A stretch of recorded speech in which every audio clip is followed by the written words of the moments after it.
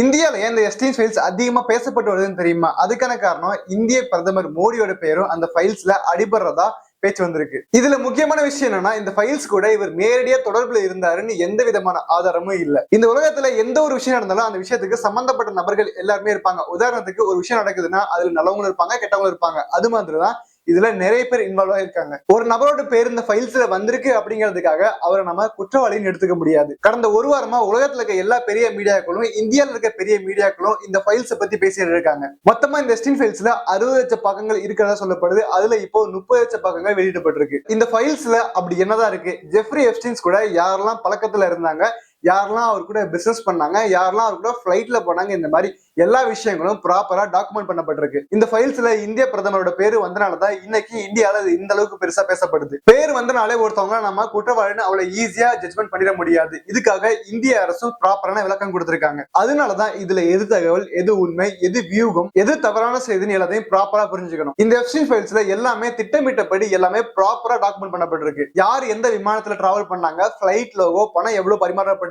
அதோட financial record, சாட்சிகள், வாக்குமூலங்கள், புகைப்படங்கள், வீடியோக்கள் எல்லாமே டாக்குமெண்ட் பண்ணப்பட்டிருக்கு. கோர்ட்ல தாக்கல் செய்யப்பட்ட ஆவணங்கள்ல FBI விசாரணை ரிப்போர்ட்டும் அதுல அட்டாச் பண்ணப்பட்டிருக்கு. அதனாலதான் இந்த வழக்கு ரொம்ப நாளைக்கு முன்னாடி நடந்தா கூட இதுல பாதிக்கப்பட்ட பெண்கள் இதுல நான் பாதிக்கப்பட்டிருக்கேன்னு வெளியே வந்து சொல்ல முடியுது. இதுல பாதிக்கப்பட்டவங்கள நிறைய பேர் இதை நான் சொல்றதே வெளியில யாருக்கும் தெரியக்கூடாது ரிக்வெஸ்டா பண்ணியிருந்தாங்க. பட் அவங்களோட ஒரு சிலரோட பேரும் இந்த ஃபைல்ஸ்ல இடம்பெற்று இருக்கு. அதே சமயத்துல பெரிய பதவிகள்ல இருக்கவங்க, பணக்காரங்க, இந்த மாதிரி பெரிய பெரிய ஆட்களோட பேர்கள் எல்லாம் சேகரிக்கப்பட்டு பாதுகாப்பா வெளியிடப்பட்டு இருக்கு. இந்த இடத்துலதான் நம்ம சட்டம் எல்லாருக்கும் சமமா வேலை செய்யுதா அப்படிங்கிற கேள்வி வருது. குறிப்பா அமெரிக்கா மாதிரியான நாடுகள்ல கூட சட்டம் இந்த அளவுக்கு இருக்கா நிறைய பேர்த்திட்ட கேள்விக்குறி ஏற்படுத்திருக்கு. இப்ப நிறைய பேருக்கு வந்திருக்க கேள்வி ஜெஃப்ரி எப்ஸ்டீன் யாரு அப்படிங்கிறது கிடையாது. இவ்வளவு நாளா இந்த ஃபைல்ஸ் எல்லாம் ஏன் ரிலீஸ் பண்ணாம இருந்திருக்கு அப்படிங்கிறது தான். அதுக்கான பின்னணியை நீங்க தெரிஞ்சுக்கணும். அதை இப்போ எளிமையா சொல்றேன். எப்ஸ்டீன் நியூயார்க் நகரத்துல பெரிய பெரிய ஆட்களோட அதிகமா பணம் சம்பாதிக்கிறவங்களோட நெருக்கமா தொடர்பு இருக்கக்கூடிய ஒரு நபர். அவர் செஞ்ச முக்கியமான வேலை என்னன்னா, யாரெல்லாம் பெரிய ஆட்களா இருக்காங்களோ அவங்களையும் பொண்ணுங்களையும் கனெக்ட் பண்ற மிடில் மேனா இருந்திருக்காரு. சொல்ல போனா ஒரு புரோக்கர் வேலை. சோ இந்த மாதிரி பெரிய பெரிய ஆட்களோட இன்வால்வ் ஆகிறதுனால இந்த மாதிரி பெரிய ஆட்கள் ஃபியூச்சர்ல இவரை பிளாக்மெயில் பண்ணலாம் அப்படிங்கிறது இவருக்கு தெரிஞ்சிருந்திருக்கு. இல்லைன்னா இவர் யாரை மீட் பண்றாரு, எந்த ஃபிளைட்ல போறாங்க, எவ்வளவு பணம் டிரான்சாக்ஷன் நடக்குது, இந்த மாதிரி எல்லா விஷயங்களையும்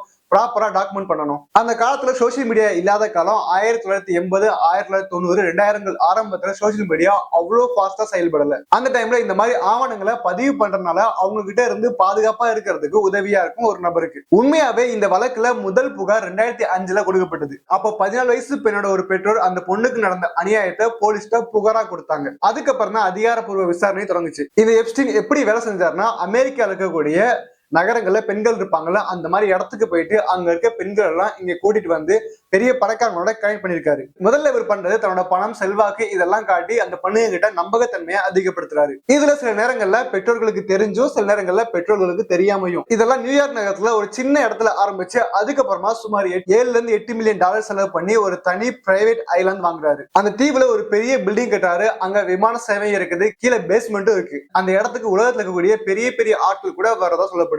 ஒரு சின்ன உதாரணம் சொல்லணும்னா, எப்ஸ்டீன் ஃபைல்ஸ் பேசப்படுறதுக்கு ஒரு முக்கியமான காரணம் பில் கிளின்டன், அமெரிக்க முன்னாள் அதிபர். இவரும் அந்த இடத்துக்கு வந்திருக்காருன்னு சொல்லப்படுது. ஒரு அமெரிக்க அதிபர், உலகத்திலே மிக சக்தி வாய்ந்த மனிதர், அப்படிப்பட்ட ஒரு நபர் இதுக்குள்ள இன்வால்வ் ஆக முடியுதுன்னா இது எவ்வளவு பெரிய நெட்வொர்க்கா இருக்கும்னு யோசிச்சு பாருங்க. இதுல பில்கேட்ஸோட புகைப்படமும் வெளியே வந்திருக்கு. ஆனா பில்கேட்ஸ் இதுக்கு எனக்கு சம்பந்தம் இல்லைன்னு சொல்லி இருந்திருக்காரு. இதுக்கப்புறமா இந்த கேஸ்ல என்ன நடந்திருக்குன்னு அடுத்த ஒரு பார்ட்ல பார்க்கலாம்.